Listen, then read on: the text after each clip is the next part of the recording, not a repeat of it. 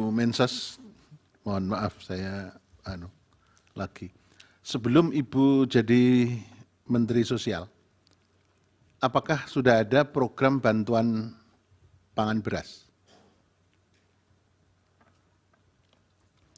Ada, Bapak. Waktu itu yang menyalurkan siapa?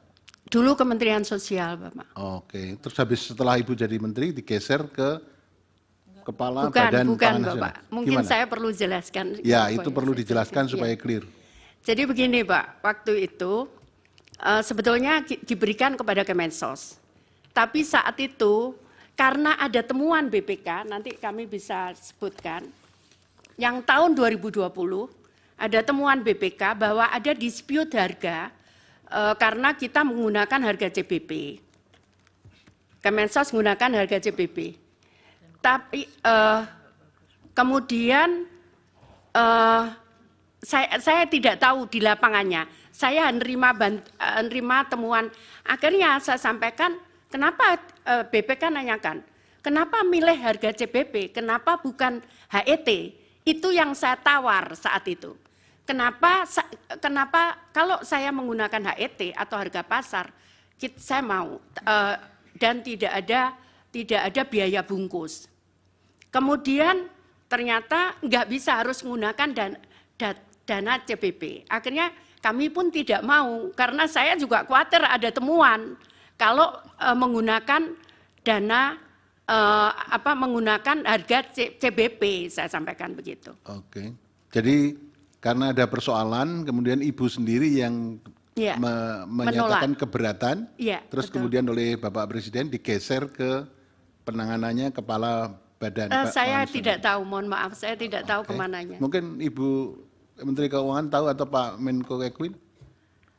Yang mulia Bapak Arief, waktu bantuan sosial dalam bentuk beras itu dieksekusi dulu, ada juga keluhan mengenai kualitas beras. Karena itu biasanya yang menjadi masalah teknis, beras yang sudah lama ada di Bulog disampaikan dan kualitasnya sudah tidak bagus, sehingga menimbulkan persoalan reputasi bagi pemerintah.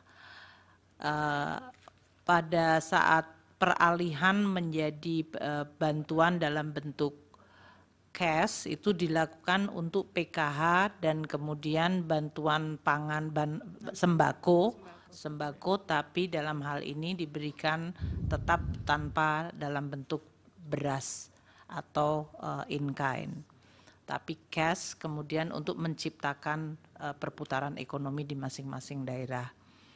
Sedangkan yang Bapanas itu dibentuk tahun 2022 merupakan turunan dari Undang-Undang Nomor 12 mengenai pangan, ketahanan pangan. Itu tujuannya memang cukup luas, kalau tadi saya sampaikan di dalam presentasinya, termasuk di dalamnya adalah stabilisasi dari harga pangan, namun tidak hanya dari sisi harga, tapi juga pengadaan dan juga jumlah stok, distribusi, dan bahkan antar daerah. Bapanas sebetulnya mandatnya 11 komoditas untuk masalah ketahanan pangan. Namun untuk tahap yang pertama karena baru dibentuk tahun 2022, fokusnya hanya 3, yaitu beras, jagung, dan kedelai.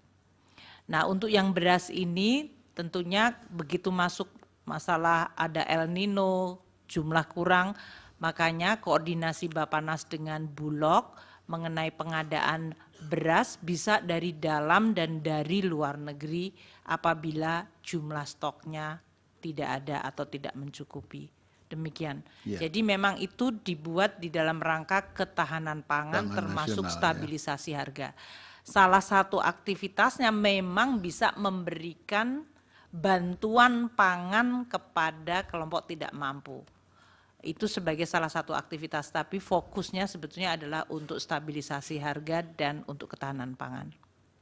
Oke, terima kasih Ibu Menteri Keuangan, Ibu Menteri Sosial. Terima kasih.